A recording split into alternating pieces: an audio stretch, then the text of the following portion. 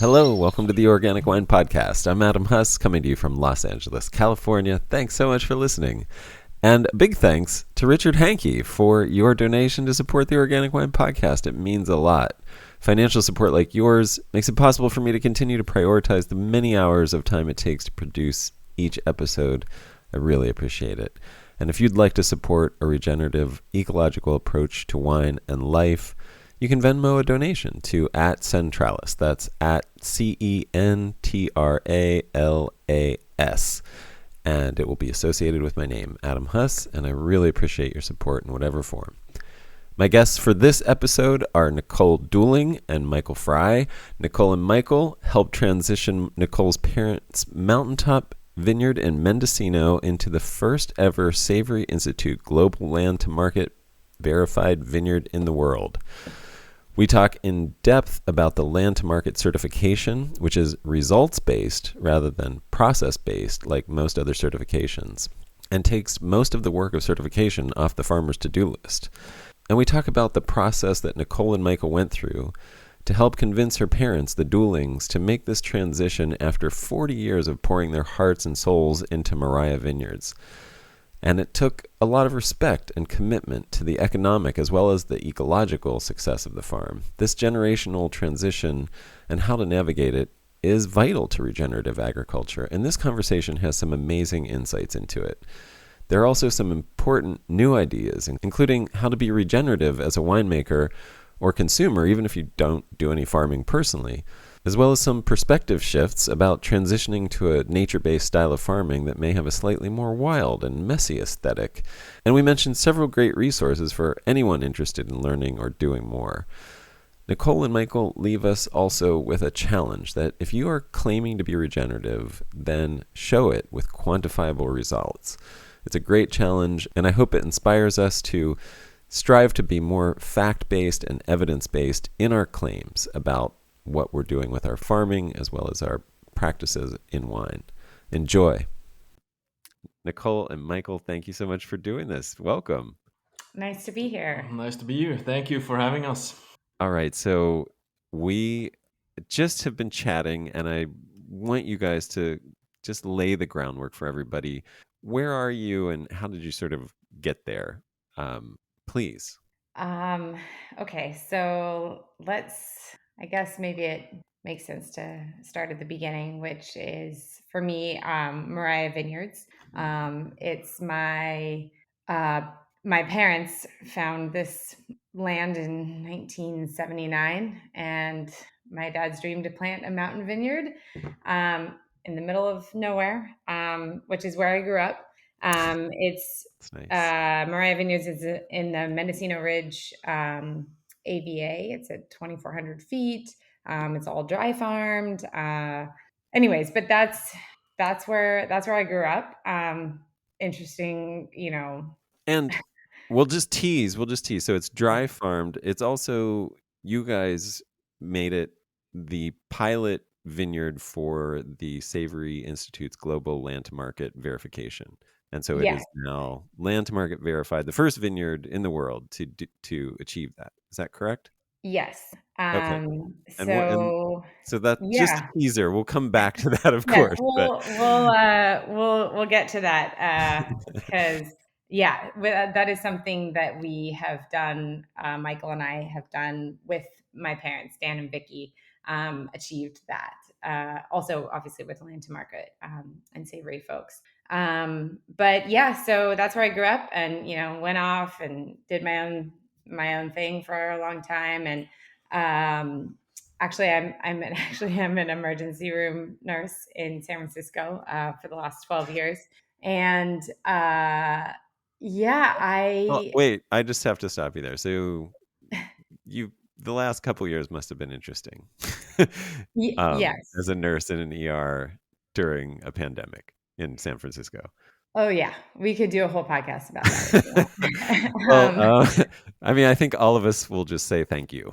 Just to the short story from our perspective. Well, Thank you. yeah, it's been a roller coaster over the last couple of years, with many different things. Of course, the pandemic, but also in an amazing way, really like kind of returning with boots on the ground back at my family's vineyard. Believe me, I never thought, I mean, I couldn't get out of there fast enough when I was, graduating high school. Not that I didn't, I mean, I had a great childhood and everything, but I was commuting to school in Medocino. And anyway, so I went off, and as I'm the oldest of four kids, actually, we've all found our ways into different things, not really so much farming. And a couple of years ago, I was traveling in Peru, getting ready to shift my nursing career a little bit into possibly flight nursing, getting out of the ER, and took a trip to Peru with my mom, and met this Swiss guy who I'm sitting next to now in life. And yeah, it shifted a lot of different things in different ways. And the short version is we ended up learning about a regenerative agriculture conference called the Regenerative Earth Summit It was the Regenerative Earth Summit in Boulder, in Colorado. And this was like the fall of 2019. So my dad's good friend and family friend, Paul Dolan, who is a name in the wine world, as you probably know, he, he has been our mentor in many different ways through our business and things. But he suggested we go to this Earth Summit. We're like, all right, sounds great. So we go. It was a freaking snowstorm in October. And anyway, we go to this Earth Summit, and we were just blown away with what was happening with regards to regenerative agriculture, which we were just learning about. And all of these amazing people out there doing great things. What was that? What blew you away? Can I ask? Was that what blew you away? Was it the science? Was it the projects that people were working on? Was it what was it? I mean, a little bit of everything. Like Charles Eisenstein was there, who's like a writer. There was farmers there. There was a doctor there. Will Harris was there, who I have a funny story about that. And so we were like, why isn't everybody farming with this approach? Speaking about all the pillars of regenerative agriculture, no-till, cover cropping, animal integration, obviously, not using agrochemicals. And so for me, it was we are so overwhelmed with news out there, and the world is ending and stuff. And then we went to this summit, and people were speaking about bringing back biodiversity, sequestering carbon, all this amazing stuff, and soil health, and it was just like water conservation. It was an epiphany. It was a spark, and it was like a realization that there's stuff that you can do, and where you really can push the needle. And that was the beginning of our rabbit hole. Yeah, it really it really sparked where we are today with Mariah Vineyards, and where we are today in our own ways of trying to accelerate regenerative agriculture. Basically we met a lot of great people. It was really interesting. It was a small group. It wasn't a large group of people, but the very beginning of this 2-day summit, they had us do this like warming up exercise, and they were like, look around the room and find somebody who's not at your table. And like, this is before the pandemic, and it was like, you had to play this game where you had to like find somebody and sit and like stare at them for an uncomfortable amount of time. And just to like break the ice. It was an exercise that people realize that you feel comfortable if you are in a room with people that you don't know, and that everybody is realizing that they have the same weird feeling, so that it shouldn't be a problem to reach out and start conversations and start networking and stuff like that. So I look around the room, and the person who stands out to me as like probably one of the like only real farmers in serious farmers in the room was Will Harris. I don't know if you know who he is, but he's I do know his name. Can you remind? He has White Oak pastures in White Oak. That's right. And he's like He's an interesting cat, that's for sure. He's awesome. But so I see this man who's dressed to the nines with his nice cowboy hat and his leather. I can picture it. And I mean, he reminded me not in just in his demeanor of my dad. And I looked and I saw his hands and I was like, that's a farmer. And he had like hard farming hands like my dad had. And I was like, that's the guy I want to look at, stare at. Cause that, I don't know. I just was drawn to him because he was really the real farmer in the room to me. And so I had this uncomfortable kind of awesome, like situation where I had to stare into Will Harris's eyes for, I don't know, minutes. And anyways, long story short, we ended up having a long we spent a lot of time just in conversations with him throughout the summit, and he was really pushing out. He's also a huge wine lover, by the way. Yeah, he's got a very large ranch in Georgia, and like has really been a face of a lot of regenerative agriculture. Yes. He's also a Savory hub. And he was really pushing us. He was like, you got to talk to these Savory folks. You got to talk to your hub in California. Talk to them, just start the conversation, you know? And so really he kind of pushed us to really start this conversation with some of these Savory folks. And we were just like, hey, like how come, what, you know, when we were learning about the Savory Institute, and turns out they do a lot of, you know, it was mainly grasslands, beef, bison, leather, wool. Yeah, wool, a lot of things like that around the world. It was really interesting. And we're like, how come this doesn't exist in you know, cropping systems or in vineyards? And they're like, well, we just haven't like gone into that. And it really started this conversation that we started having with our California hub at the time. And then we were intrigued. We looked into the Savory Institute, and we looked in the ecological outcome verification. That's the process in the back, and we really loved that it's an outcome based approach. So in regular certifications and verifications, you're looking at processes and you track processes. And the Savory Institute really, or Land to Market really provided an outcome base. And I don't know if it's because I'm Swiss and you know, I really don't know.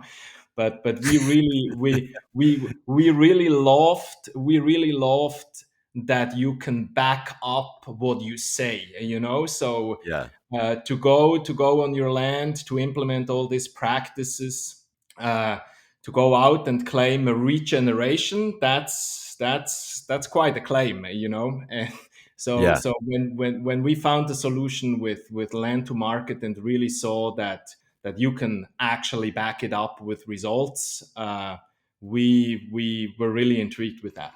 Sorry to interrupt, Nicole. Should we wait to jump into that? Do you want to finish bringing us up to the present, Nicole? Yeah, basically that was, you know, we came home from this summit and we went to my parents. I think around the same time we went to a CalCan thing, and I think it was really like when I was starting to really, I mean, when you grow up in a farming, it's just like what your parents do. Like, it's not what, you know, I remember applying for college and I was like, what do I put on my application as, like, you know, my parents' job? And my mom's like farmer or owner operator. I was like, farmer? Nobody's going to put farmer on their college application. You know, like I remember being like weirdly like, is that what I really have to put?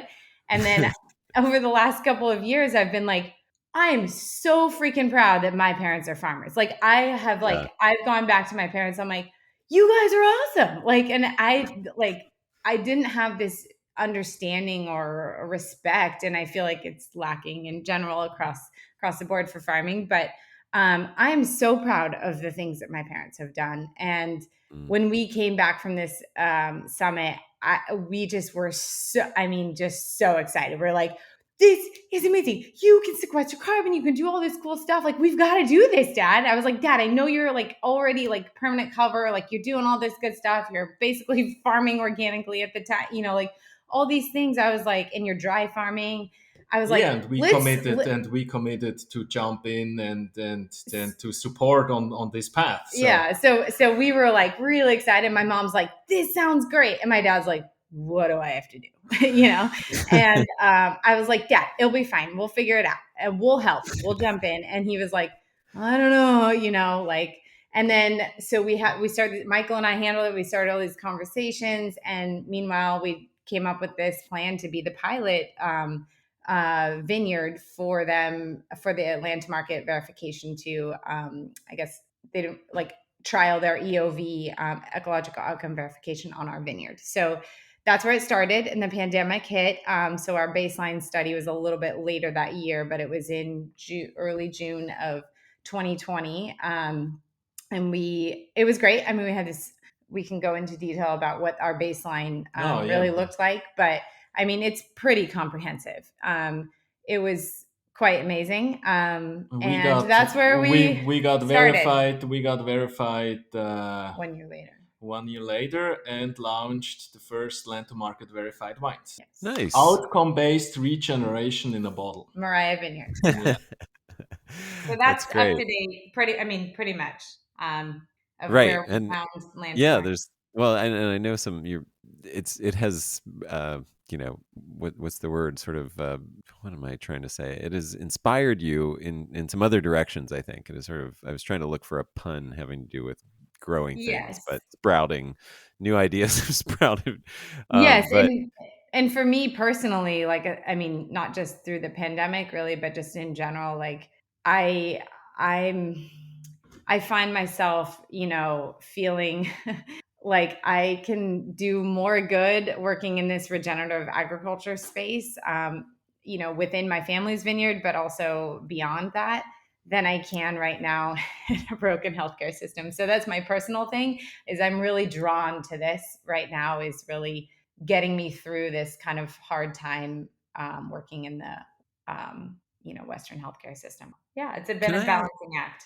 Can I ask you, has it changed? Like, has it changed the way that you see what you're doing, in the sense that when somebody comes in, you are now thinking, you know what, they're here because of the way that our food is grown in this Oh my country. God, absolutely. And I'm, the reason I'm still in a space like this is because at the end of the day, with trauma and major medical, there is nothing better than Western medicine to fix your heart or fix the hole or whatever it is, Right. or pump you full of epi to restart your heart. Like, these things, no amount of, healthy soil can fix those kind of things.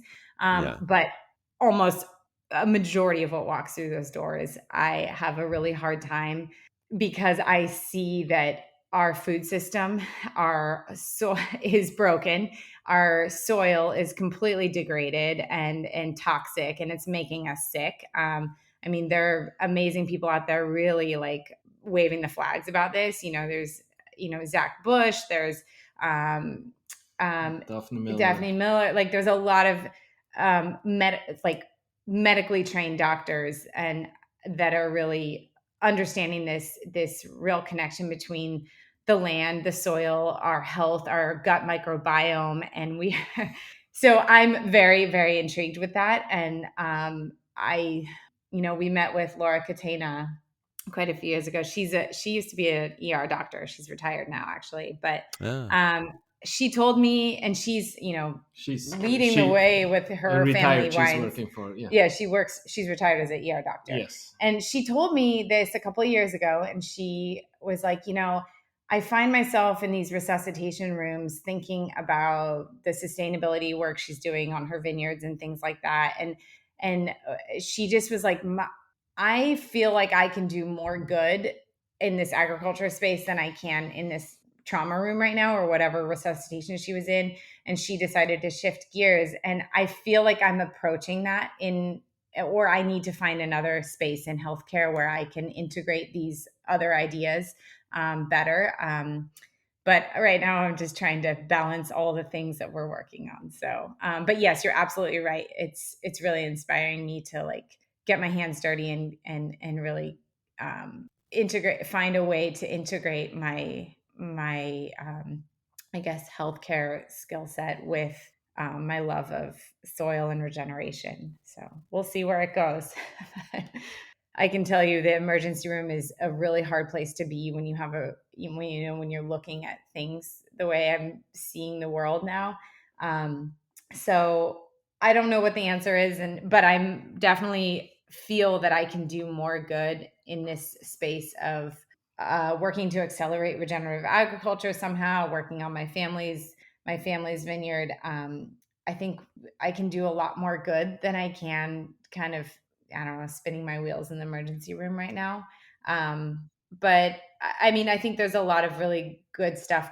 People are really starting to understand this interconnection of, obviously, planetary health as well as human health is so interconnected to our soil. And we really need to focus on our soil.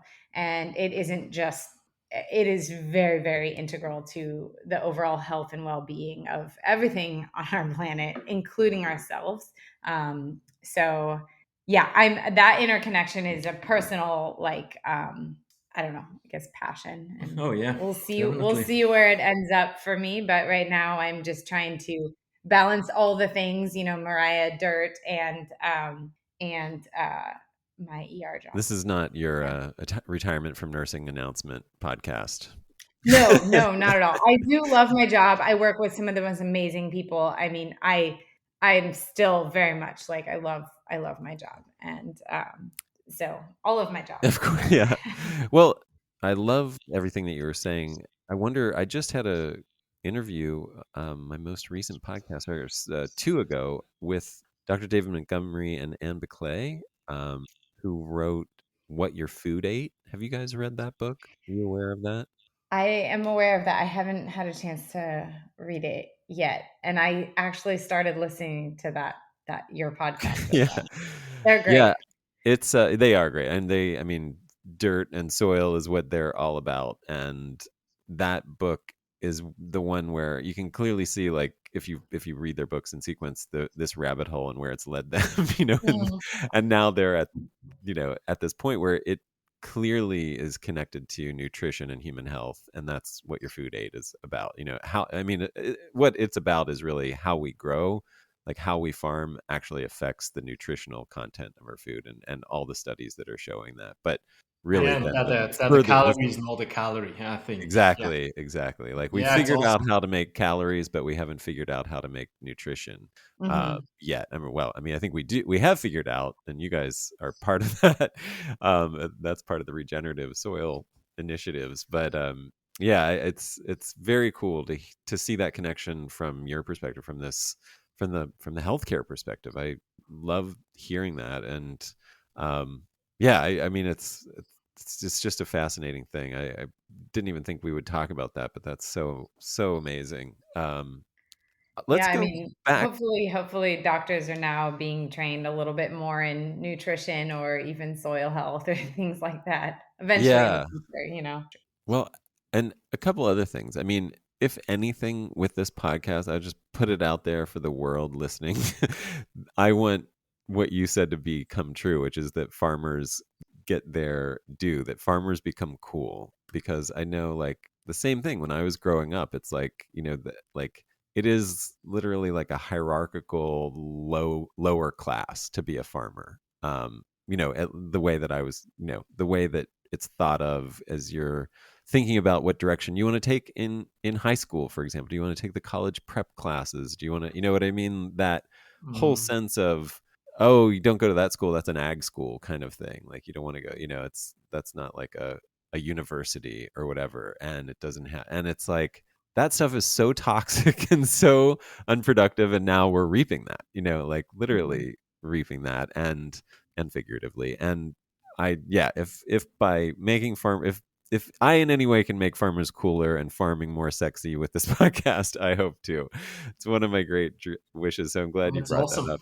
And how And you that guys, was That, that was something that they said that was mentioned at the Regenerative Earth Summit. I think it was even Will Harris or somebody said something about we've got to make farmers famous the way yeah, chefs were in the chefs past. were in the past. They were line cooks and play no chefs were not Right. known. We just cooked food places and people bought it or didn't buy it, and now chefs, I mean, I don't even know how many TV shows are about chefs. I mean, it's Yeah. ridiculous and amazing, but like like farmers feed the entire world. They grow the food. Yeah. They do. I mean, they're the ones with their backs to the wall with, I mean, what are they, farmers Financially, yeah. financially are just at the bottom of the food chain, literally.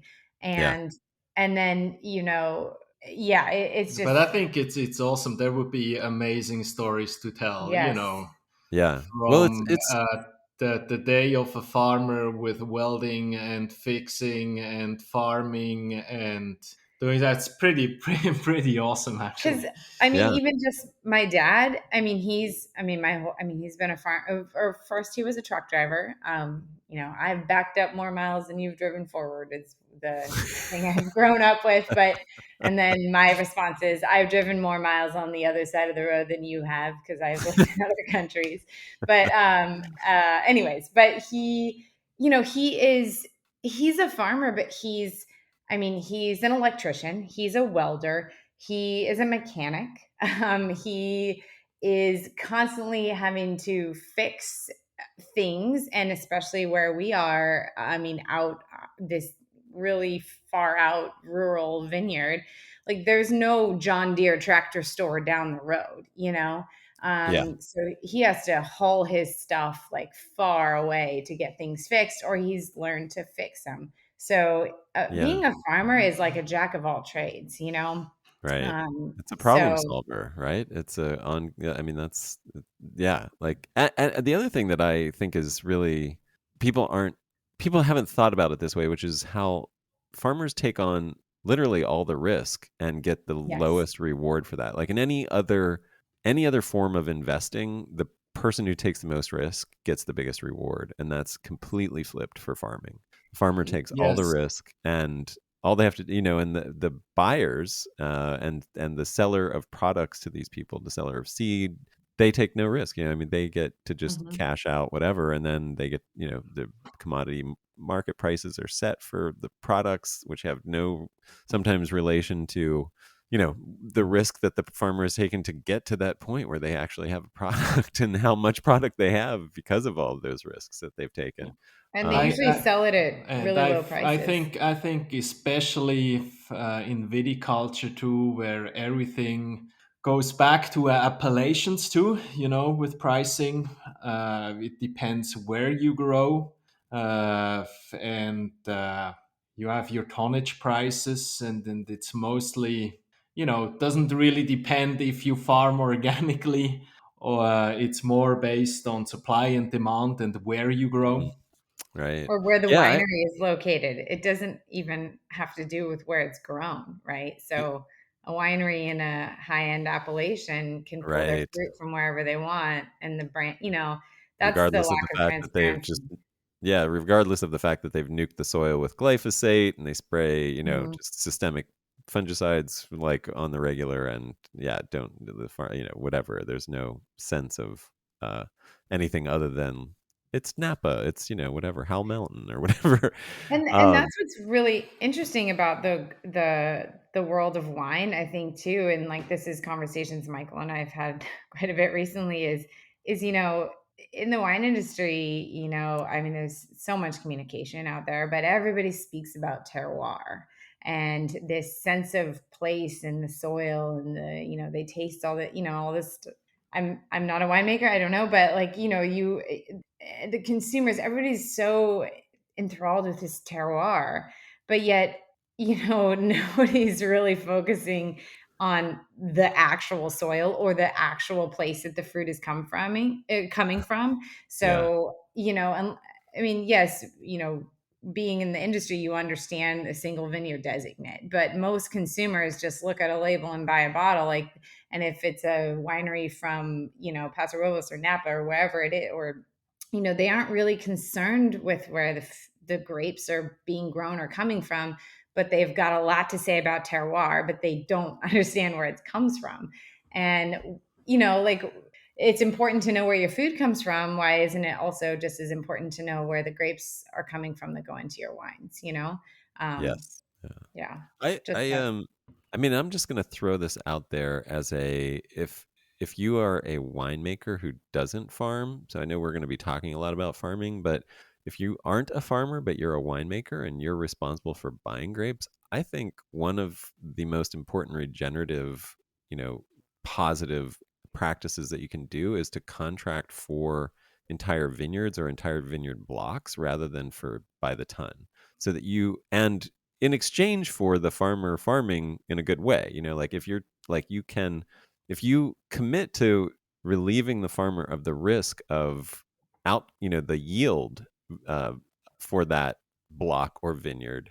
I don't know, and I would love to hear your guys' thoughts about this, but if you relieve the farm of that risk in exchange for asking them to stop using whatever it is, systemic chemicals or glyphosate or whatever the practice is that you're trying to regenerate, that to me just seems like the way to go. Like, be part of the solution as somebody who has the power to buy grapes, who chooses to buy grapes. Don't buy the ton, commit to a block and take some of that risk, take all that risk absolutely, yeah. for yield. I think in our conversations that we have as the first Savory pilot, several vineyards reached out, and we had discussion, and the biggest barrier to transition to regenerative farming practices is actually the money side, because we discussed that previously. It doesn't mean that when I farm organically that I get a higher price. Consumers are willing to pay a premium for organic products in the grocery store, but that's not how real life is in the wine industry, unfortunately. Yeah. So I think the financial side is really important. But what we realized is that the only way that works is by supply and demand. Yeah. So we weren't able so far that the winery came to us and said, if I take this block and I pay you a premium and do that, it's more you have a bigger demand, and then you can ask for higher price. Yeah, that It's is a always it's always this. It would be absolutely amazing if it would be, and then there's the reality, and But the I feel yeah. like some winemakers are really taking that on. I mean, Sure. in order to, maybe not necessarily, I mean, I think some winemakers are really starting to really pay attention to the farming practices that are happening on the ground of the fruit that they buy.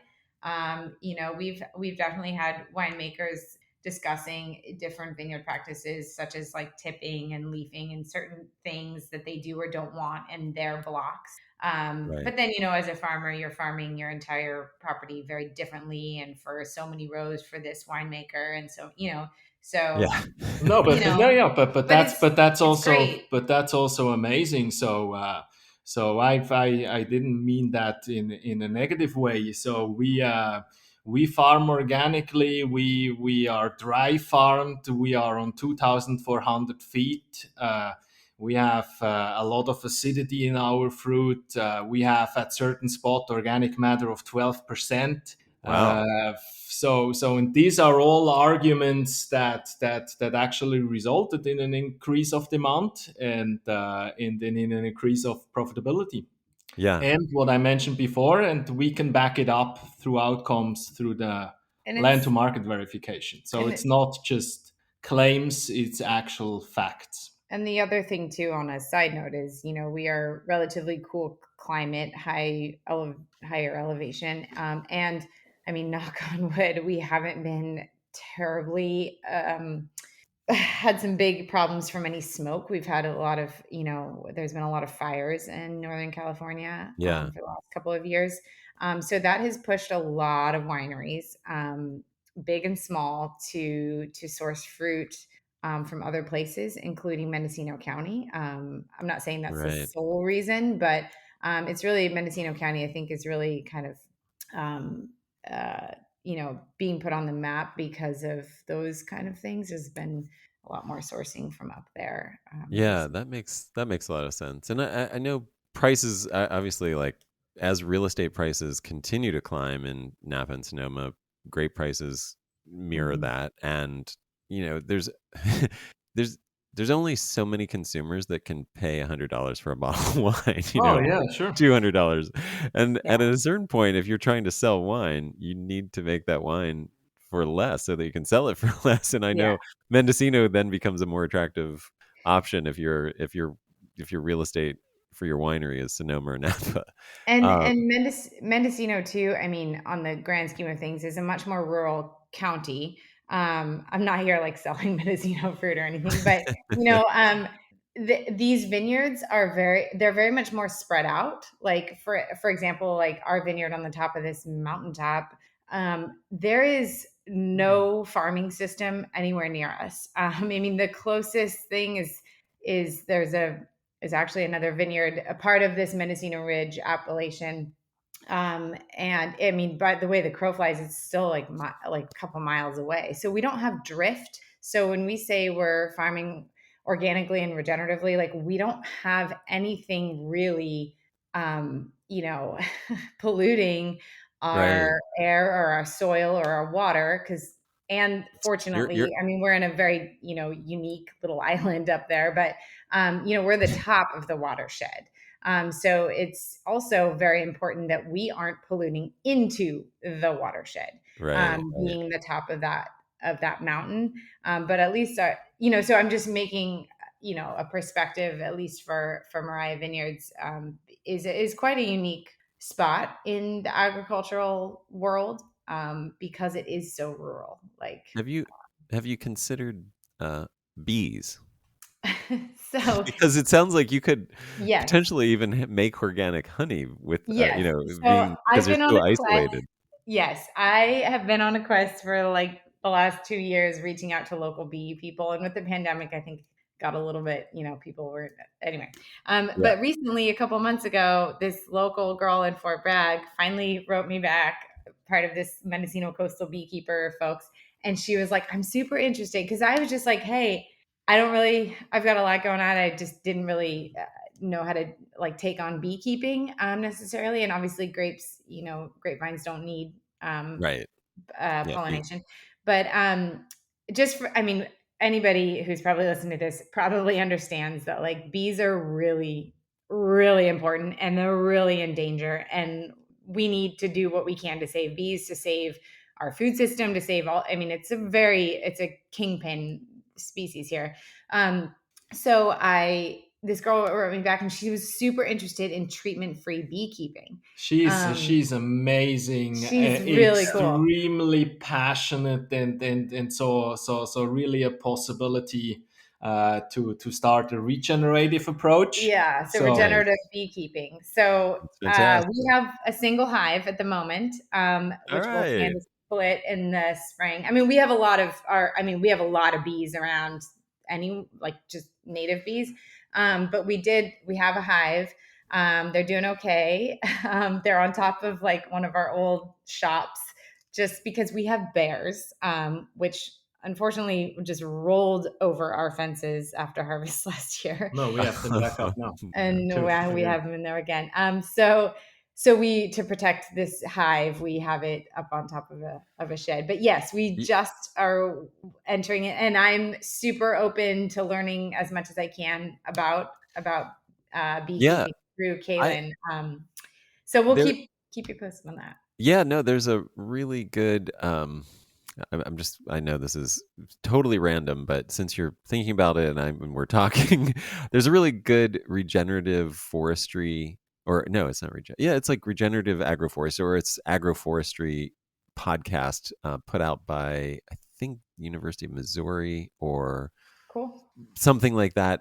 Hey, just to confirm, if you are interested, it is called the Agroforestry Podcast, put out by the University of Missouri Center for Agroforestry.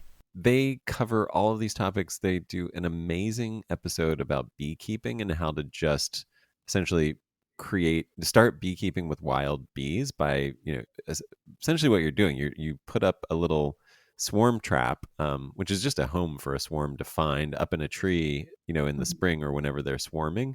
And then you can just, bring them down and put them into a box, and you don't have to like buy a queen or anything like that. You're basically providing housing for bees and Awesome. letting the wild bees move in. Anyway, it's a great episode. You get ton of great information from it if you want to check it out. And anybody else listening, it's actually a really great agroforestry. It sounds like you guys are in that position where you're doing perennial, regenerative agriculture and in the middle of forests. So you could probably apply a lot of that in the same way. Yeah. So, Yes.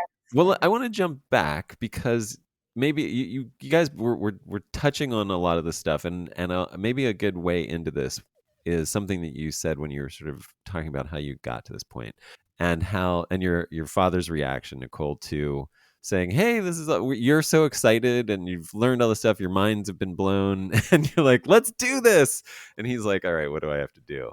So what was that process like, and what did you have to do? Like, what was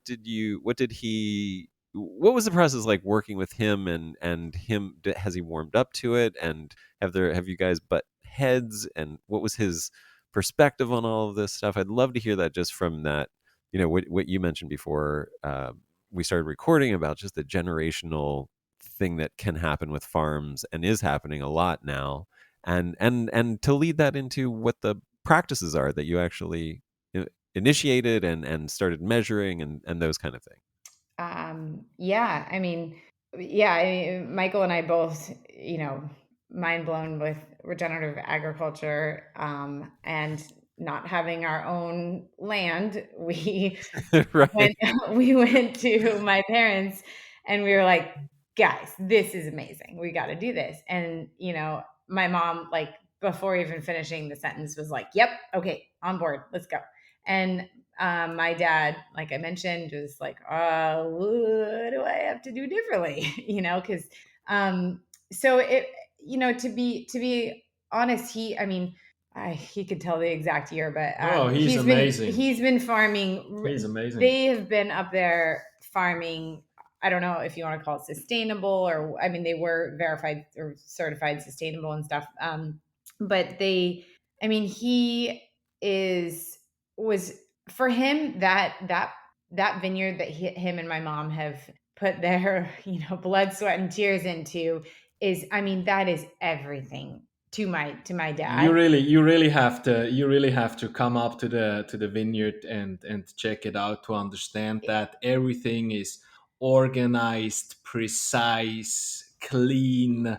This is a Swiss person saying this, so that's no, I really love working with him. So it's absolutely awesome. So for us, the transition wasn't really big to get the verification. I think the biggest change is a mindset change. It's more to go from reactive measurements to be proactive.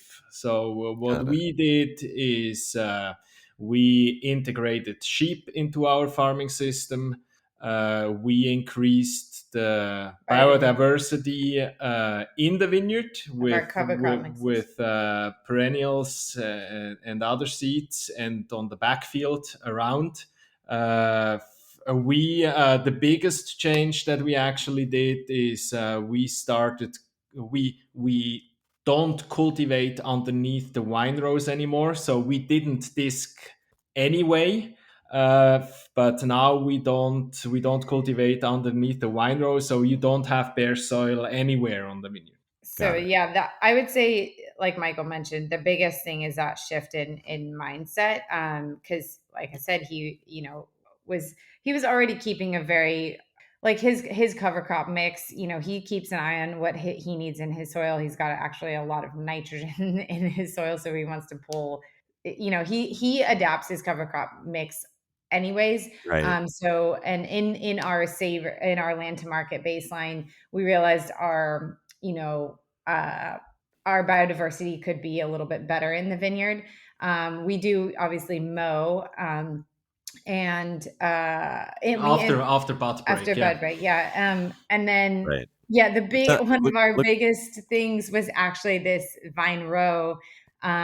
So he was using a undercutter, but Right. which was, laying over a mulch and things like that.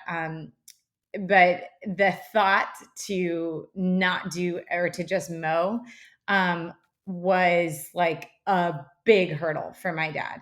And it was this big discussion because for him, he's like, I'm dry farming. I don't want to have,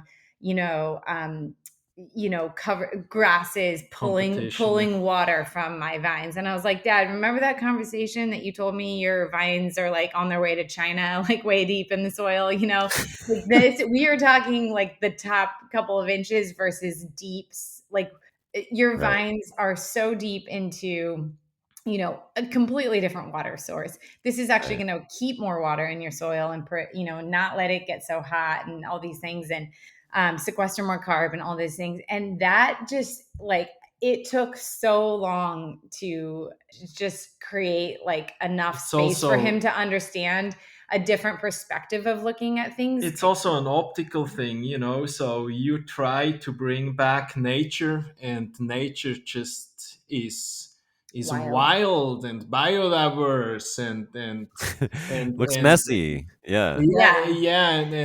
yeah, when you look back how vineyards look, or when you drive down to Paso Robles and farther and stuff, and you look the vineyards, it's organized, it's mowed, it's cultivated, it's bare soil and stuff. So it's definitely not wild and Right. biodiverse. So So Yeah. yeah, that was the one of our, Now, yeah. So were you able to how were you able to create space for him? I mean, was it just were you able to show that there wasn't competition after a vintage or two where you're like, sort of, let's try this out and you'll see, or kind of thing? Or how did that work? And did you have any results that you could show him to convince him? honestly, what was this is a couple years ago now, because I was butting heads with him about it. And um at the end of the day, my mom, who really doesn't pull rank and really doesn't, she kind of, is usually doesn't speak up too much, and she was like, you're not gonna cultivate that but row. it's but there's also a second perspective to that. My wife and I, we have different perspectives from time to And time. now, So uh, there's a second perspective, because to go down this regenerative path has two reasons, or we did it out of two reasons. One reason is, as I mentioned before, it's amazing. You bring back biodiversity, sequestering carbon. It's the right thing to do. You preserve ecosystems, or you build up ecosystems for future generation. That's one thing. The other thing is, we were actually able to differentiate our vineyard in the ocean of wine. So through this Savory land to market path, uh, we are outcome based verified. We are the only vineyard in California that has this seal. We can Uh, prove regeneration. We increase demand, and we increased our profitability. And these are reasons that are pretty convincing to change some farming practices too. Got it. Yeah. So there is like a economic financial benefit as well that you could dangle as a carrot there, where Mhm. you get a marketing opportunity. Yeah, But and you that's don't have to sell over price, because right. prices are not mind blowing anyway. Yeah. So if you can differentiate, and if you can create value, not only value for Mariah Vineyards, also value for the winemakers and the producers that buy fruit from us. So we were able this year. We got the seal. We have the seal on our bottles, because our land is verified. And in this year, we were actually able to provide the land to market seal to the wineries that want to use it, That that makes that single vineyard that designate. make single vineyard wines out of it. So Right. we really try to create value along the supply chain. That's But it great. was, Yeah. No, I think that's part of.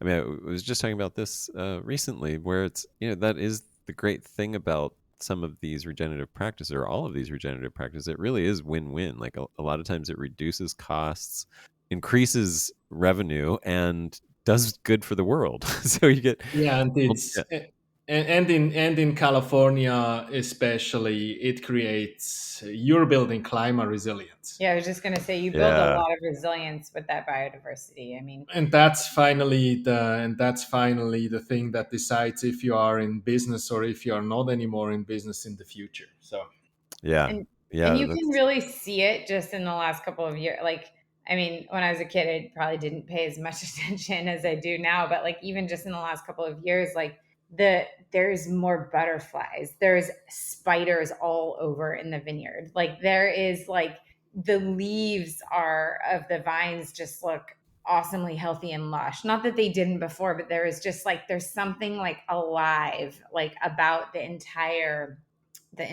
place, that feels, like it's buzzing, and I think that is amazing that you can like have a vineyard and create a crop, and do it like in harmony with your ecosystem. And I think that's really, really important.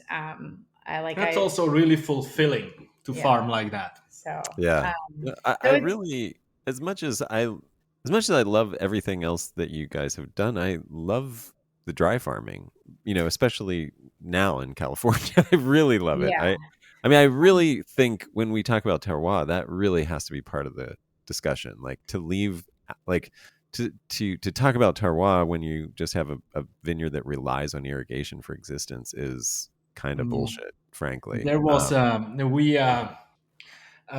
we visited several regenerative pioneers a few years ago, and we went also down to Tablas Creek, and it was really interesting. They pulled a vineyard, and they had actually two rootstocks there. One was on a drip, and one was dry farmed, and it was extremely impressive to see how the roots developed on the ground. So Mm. the with irrigation, they were shallow along the dripper, Horizontal. horizontal, Wow. and the dry farmed really went Like deep, 4 feet, deep. 6 feet So deep. so Wow. I 100% agree with that. That when you speak about a terroir and an expression of place, that deep roots are probably the way to go. Yeah. Makes sense. Well, what are some of the outcomes that are looked at by the land to market verification? Can you talk about the sort of the big ones and what that looks like in your vineyard? Soil health is a big part. Ecosystem function and biodiversity are pillars, and it's amazing. Water So holding so capacity. so it's amazing. A verifier comes to your land, and then you define short-term sites and long-term sites, and then you take different soil samples and you do water They do infiltration it. They do it. rates, and you are on your knees and you're counting biodiversity in your vineyard. But wait, can I just say we helped do it because Yeah. we wanted to. As a farmer, you don't have to come and just as an FYI, like because Got it. farmers Got it. are busy and they don't want to sit on the computer and they surely don't want to like count grasses Love- along a Yeah. transect line either. So we did it because we were super interested. My dad, yeah, he was on the tractor or whatever. Just Yeah. He had other things to do. sorry to interrupt. Yeah. Yeah, but you have a pretty good overview over your land, and it's in perspective of your ecosystem that you're in. So It's in context. it's in context. That's a language per year. I'm sorry. It's in context with your ecosystem. I think Yeah. you can't. I think there is not one solution fits all. So we have 60 to 90 inches of rain. Right. So we have timber soils, you can't farm this place the same way like you farm a vineyard with 3 inches in Paso Robles, you know.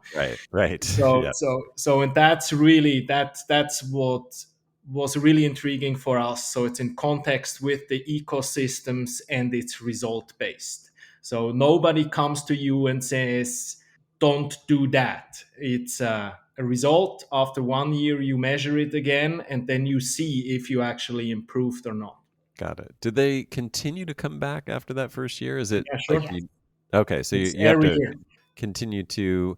Now, what happens if your soil organic matter diminishes from 1 year to the next? Do you lose your certification? I It's know I'm asking kind of a stupid question, but I just no, want no, to. no. It's a good question. So the whole monitoring results in ecological health index, and organic matter is one part of that. Mhm. That's so if you decrease there, you increase in other stuff. You're still improving, Regenerating. and everything is in context with a reference site in the ecosystem, so you can actually see climate impacts, and they count for it. So But Got it. ultimately, these so a lot of things take time to change or regenerate.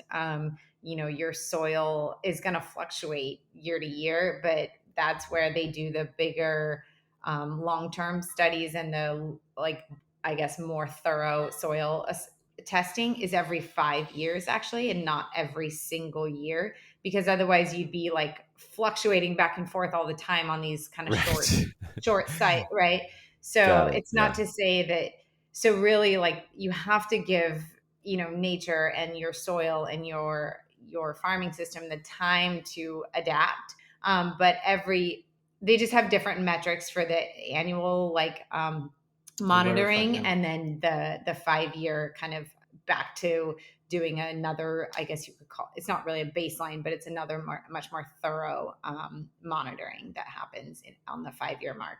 And we just passed our 3 year Yeah, mark. but it's awesome. It's based on the results. It's not based on practices.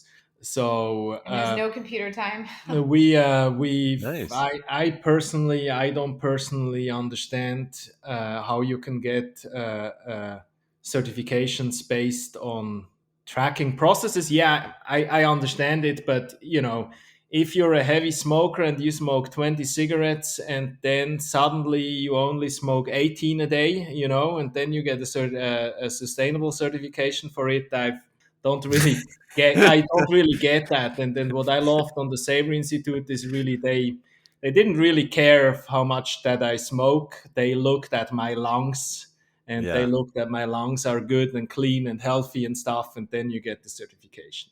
No, that's a good analogy. I like that. Um, you mentioned earlier that nitrogen might be too plentiful in the vineyard, and do you want to talk about what that caused? I know that you're probably talking about excessive vigor and vegetative growth, which can diminish wine quality. Is that correct? Yes, and So, we have so we have so much nitrogen in our soil because we have a field of clover. We have rose got it, clover, we got have it. crimson clover, and And Dan those are seeded, all nitrogen and fixers, right? yeah, and Dan seeded that years ago, and it comes back every year, and it's beautiful. Lovely. So you could be in a position where you want to not necessarily decrease organic matter, but maybe that would be the result to increase wine quality. Is that realistic? Am I I mean, I don't think we would. I mean, I don't think decreasing soil organic matter is necessarily the target. I think it's more about No, just it's the opposite. balancing the nutrients in the soil a little And in the bit. wine, yeah. Yeah, and in the last couple of years we currently do not have our own sheep, but we contract graze sheep in the vineyard, which is awesome. And Yeah. I that was a really big piece of our step into this regenerative space. I mean, sheep are just, I mean, or animal integration I should say, is amazing, because they're these sheep, they're these awesome little compost fermenting machines out there that are, cycling your nutrients for you. And they're mowing your grass. And my dad will remind me many times that he still has to mow his grass later in the season after bud break and all these things. But they are awesome. They're able to cycle your cover crop nutrients right back there on the spot into your soil. And I think that is incredibly valuable, as a way to integrate, other fertilizers into and your nutrients back into that like local cycle. I think about fruit quality. I think the biggest two things that happened where we increased fruit quality is the dry farming aspect. It definitely lowered the yields, but it increased quality, and no chemical use definitely too. Wow. Yeah. Well, since you brought up no chemical use, let's talk about that. So, since this land to market is outcome based, technically you could judiciously use chemicals, I imagine, as long as it doesn't impact these things that get measured. I know you choose not to, and I just wanted to sort of talk about that because that could be one of the criticisms. I mean, the criticism of organic, I would say, is that a conventional person can just sort of not have a shift in mindset and just change the products that they're using, and they can just Yeah. substitute out Exactly. whatever for whatever agrochemical in a bottle for whatever organic chemical in a bottle, and continue to do the same kind of practices. And So copper is yeah, a big copper one. is not great. And it's organic. Yeah. I think with the results that are getting measured, by the ecological outcome verification, you see the impacts of chemicals.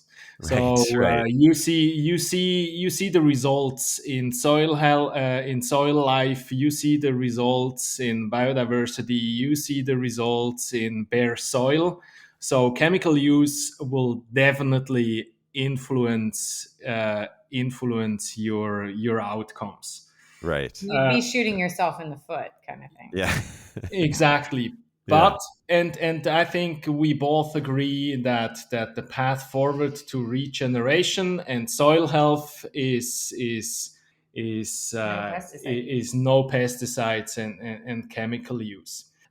I think this discussion is really interesting, and but also think that it's a bit hypocritical, because when you speak about soil health and you put everything on the head on no chemical use, but you don't start a discussion about heavy copper use in your vineyard, Or about tractor uh, passes an and organic an organic product, I think then it's not 100% transparent. So Yeah. Yeah. That's a really good point too. that's the other thing too. Like there was an article a couple years ago I remember reading about, is organic, I mean, I'm not like, I think organic, I mean, I'm 100% about organic farming, but it was this article that really we farm organically. made me like start having a couple of questions around, like it was about like, is organic farming really carbon farming, right?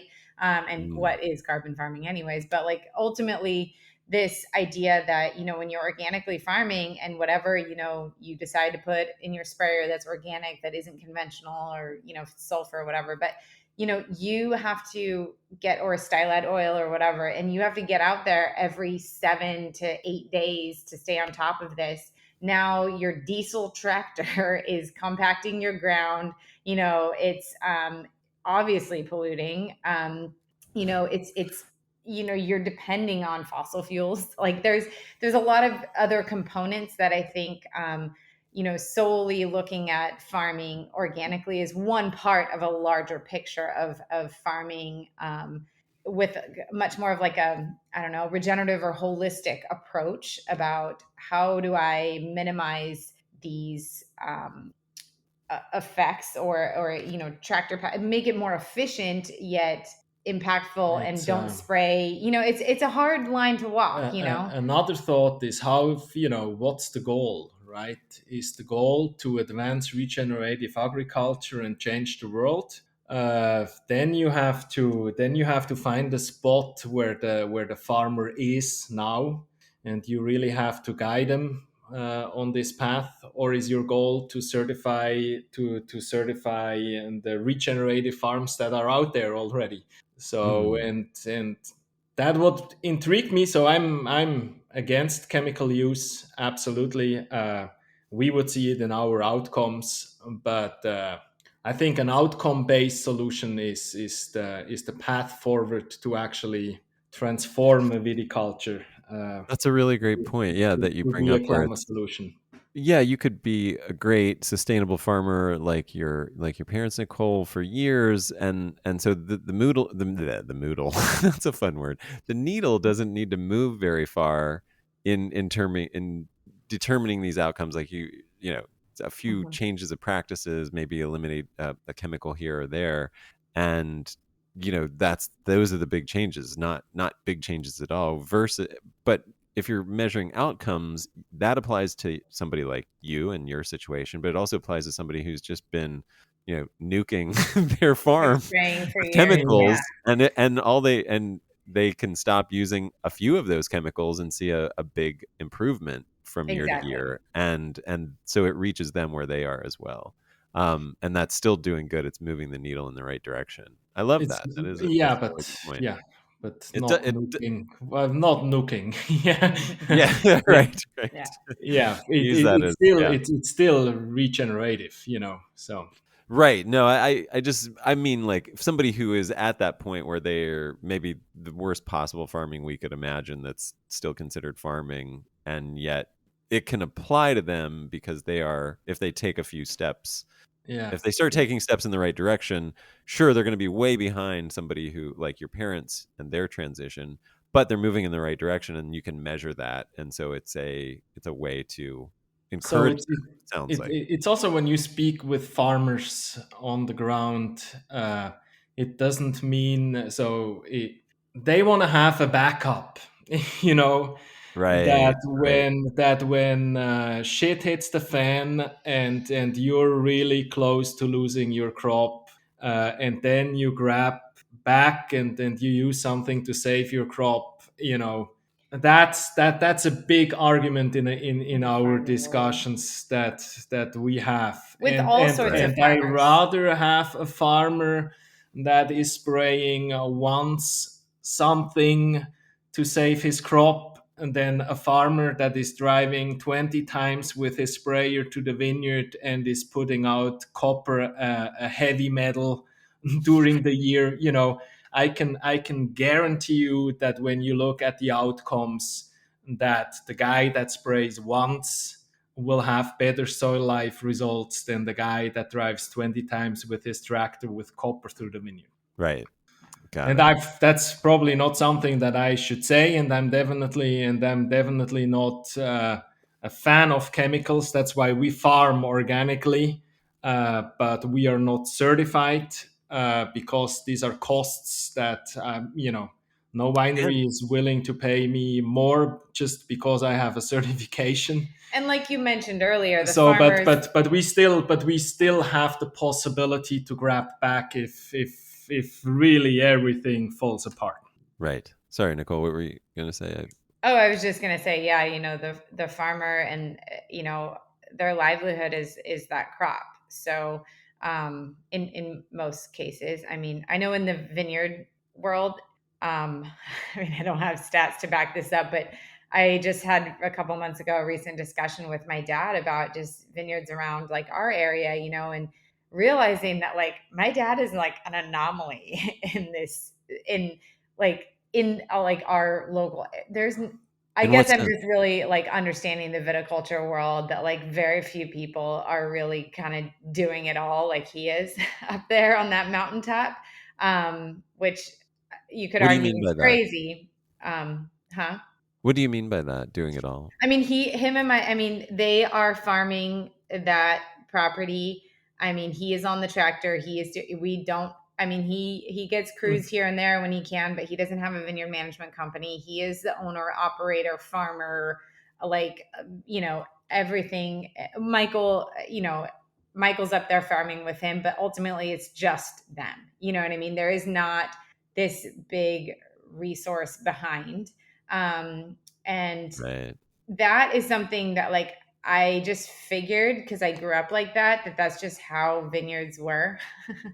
And I think that those family rooted, like, all on the ground, everybody helping out is more rare than I thought it was. Yeah. And yeah, so I'm happy to get to be part of the story of, moving Mariah Vineyards into the future and into this regenerative farming space. Like, I'm really proud of the work that Michael and I have been able to successfully accomplish with my parents. And it's a balancing act. It's challenging. I mean, I talk to my dad all the time. I usually catch him at like 6:30 in the morning on my way to work. Driving to the hospital is when he's awake and already out on the tractor or whatever, and we can have discussions about important things that we need to get done or talk about. And then, I find myself often sitting in the hospital thinking about this compost application or these other things that I've been working on, and leading back to, balancing all these things. But I'm really, really proud of the efforts that him and my mom have put into to really, like, Yeah, it's awesome. to really support this process and move in this direction. Because I think it's really important, and they agree. They do know that it is important for, the sustainability and long term, resilience of the farm that my parents And have the built, business. and the business, but have built out of, literally just a mountaintop, and what Yeah. they've created up there. Like, I'm not willing to let that fall apart. And I think the way forward is to farm regeneratively in, harmony with our ecosystem, and do our best to create resilience and increase biodiversity and bring back bees and butterflies and create And mind-blowing, grapes and great wines at the same times. I think that it's possible. And I think so far we're proving that it's possible. And I'm really excited to hopefully advance this regeneration in any way possible. I would like to include outcome based regeneration. It bothers me. Everybody for or a lot of vineyards are claiming these improvements, but just a few can back it up. And I would Yeah. love to see more that go out and say we regenerate our land, and that's how you know that's how we can see it in our results, and that's really what it is. Yeah, I like that. And I know we've been talking a lot about soil, but maybe we should mention dirt, directly impacting regenerative transformation. How is that part of what you're doing right now? That's Nicole and my baby, and that's it's all about advancing regenerative agriculture. So we really believe that the rising tide lifts all the ships. So we are working with dirt on three pillars. One is empowering farmers to join and to jump on the regenerative transformation. We are on phone calls with vineyards in Italy and South Africa, and of course in California. The second pillar is And that is also across the board, like any kind of regenerate. There doesn't have to be with a specific certification or this or that, because there's a lot. I mean, no. biodynamics is amazing. ROC, there's a lot of options out there. Just Right. as a Right. side note. Sorry. Yeah, but it's also if somebody is interested to learn more or to get connected with certifications and stuff, we're more than welcome to share our experience with that we have as Savory's first land to market verified vineyard on the financial side, but also on the farming side. And then we work with producers. Try to cross promote and build collaborations to spark and inspire some consumers out there. We did social media promotion this week, actually, with one of our land to market partners, Applegate, where we combined some rosé and Sauvignon Blanc and Pinot with their land to market verified meat, actually, with their hot dogs. Yeah, I saw that. That looked that looked tasty. That looked fun. Well, it's kind of trying to break structures a little bit, and create these awesome. I mean, yeah, I think it's the same. Is I think it's the same consumer that drinks a bottle of wine and that eats regenerative meat and stuff. And we really try to break out of these existing industry silos, So Yeah. why not combining a wine with CBD or with fashion, or just let's do that. And Yes. then the final goal and the final pillar is to empower conscious consumers, and that's to support regenerative. We're working on a solution to do that, but I can't really speak about that so far. But I'm more than happy to come to another podcast and everything. Fantastic. We will definitely do this again. That sounds great. Well, tell what have we left out? Like, what should we cover in terms of land and market, or anything that you guys want to say about what you're doing? I want to wrap this up, but I don't want to leave anything out. What haven't we talked about? We've covered a lot, I think. We covered a lot. Okay, great. I think let's cover it up with facts. Great. And outcomes. Land to market and the ecological outcome verification are outcome based and result based. At Mariah Vineyards, we were able to build climate resilience. We were able to increase profitability of our business. We were able to build amazing collaborations, to build ecosystems, increase biodiversity, and all that stuff. And through that, we have now the capability to build collaborations and have discussions with vineyards. And it's so inspiring, and it's so purpose driven, and it's so amazing. And if anybody is interested, we are more than welcome to support and advance regenerative transformation. Definitely. And well, if anybody can identify with these kind of generational mindset, hurdles. I know I've had some conversations like Carrie Richards from Richards Grass Fed and things like that, but it's a challenge. And even recently, my mom said somebody was up there and she was like, how did your daughter get your husband to do this? And she's like, I need to talk to her, so I just, I can't, there's no single answer. I think it's been a wild ride, and it still is. And I love every minute of it, and it's great, and it's worth it. It's worth it it's worth it to work, in between these generational lines, and find a new level of respect, and admiration and wisdom that exists, in, from my parents' generation, that he can see some, I kind of take him outside of his comfort zone, and hopefully he respects that. I don't know. We'll see. Jury's still out on that one, but where is he now with everything? Does he feel like it's worth it at this point? Oh, we are walking into harvest, so he is. Yeah. We have our first pick in December, but he's really committed to regenerative agriculture, and it's amazing. It's actually, Nicole mentioned that there's a lot of friction and tension and discussion, but it's amazing. But it's amazing how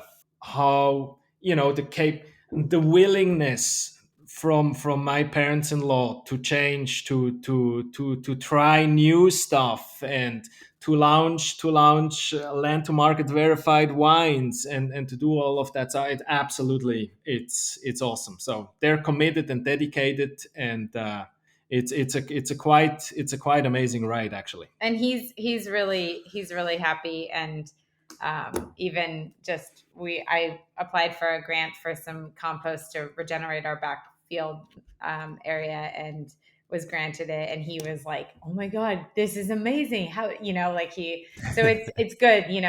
We're able to work together to really do some good stuff. So I'm really happy, and he's stoked. He's in a good place, and we're about to start harvest, and it'll be an interesting year. Every year is different. Like this was something I heard.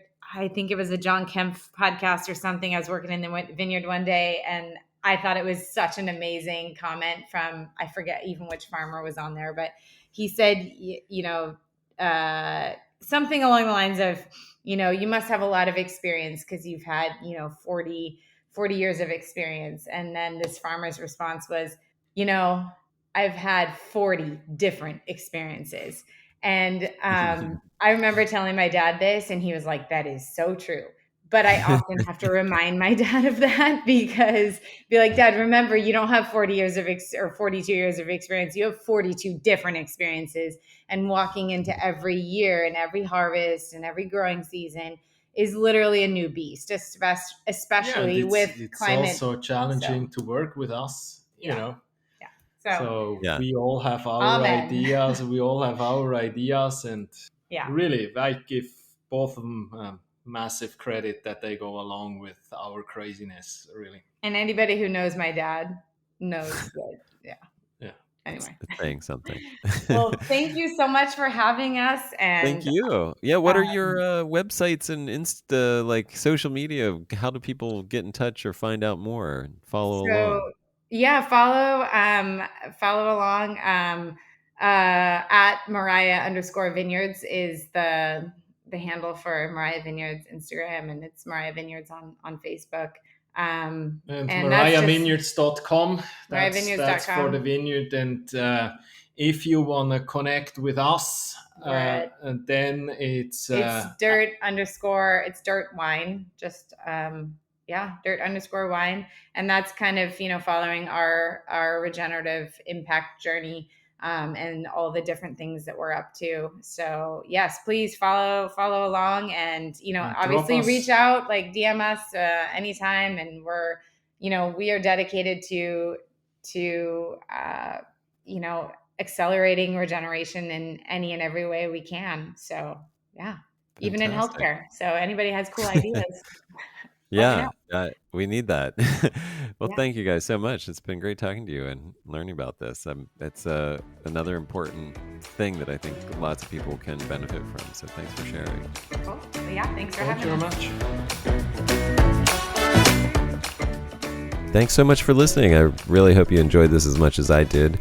And if you did, please do leave a review for the Organic Wine Podcast. It helps a lot, and we want to get the word out to as many people as we can, which your review will help do. Thanks so much.